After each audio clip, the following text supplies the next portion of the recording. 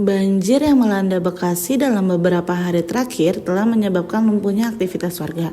Badan Nasional Penanggulangan Bencana atau BNPB mengungkapkan bahwa di Bekasi disebabkan oleh hujan deras dan kiriman air dari Bogor. Diketahui sejak 7 kecamatan terdampak banjir, antara lain Kecamatan Bekasi Timur, Bekasi Utara, Bekasi Selatan, Medan Satria, Jati Asih, Pondok Gede, dan Rawalumbu.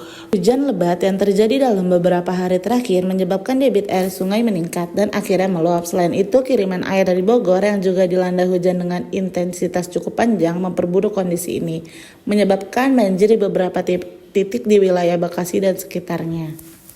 Ada fakta-fakta penyebab banjir di Bekasi, yaitu 1. Kiriman air dari Bogor.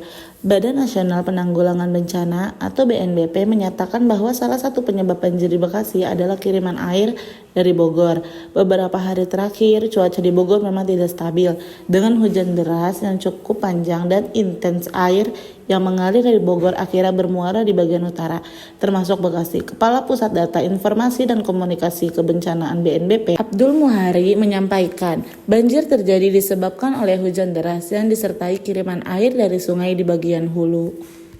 Yang kedua, ratusan rumah terendam banjir sekitar 3 meter. Menurut laporan BNPB, sekitar 140 rumah warga terendam banjir dengan ketinggian air mencapai 3 meter.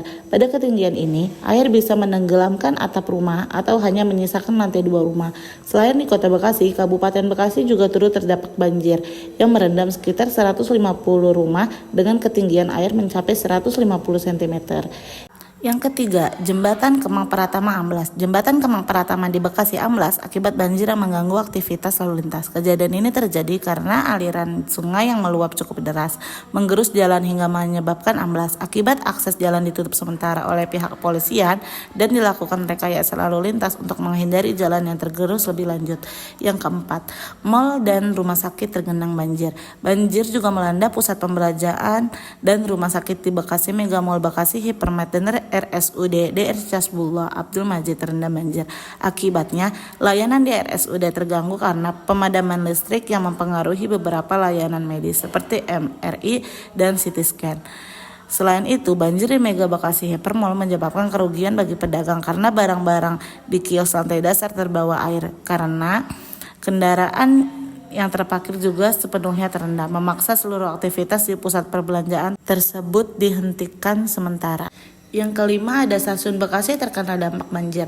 Stasiun Bekasi juga terdampak akibat banjir. Beberapa fasilitas seperti eskalator dan lift untuk menumpang disabilitas terpaksa dinonaktifkan karena pemadaman listrik yang segera diatasi dengan genset. Selain itu, operasional rute KA 6020 juga mengalami perubahan. Apa solusi yang bisa dilakukan oleh masyarakat? Alam memang tidak dapat diprediksi, namun kita bisa melakukan tindakan preventif untuk membantu mengurangi dampak yang bisa ditimbulkan. Salah satu caranya disiplin dengan tidak membuang sampah ataupun limbah ke sungai agar tidak menyumbat aliran sungai, terutama limbah B3 yang tidak boleh dibuang sembarangan agar tidak membahayakan dan mencemari lingkungan dan kesehatan masyarakat.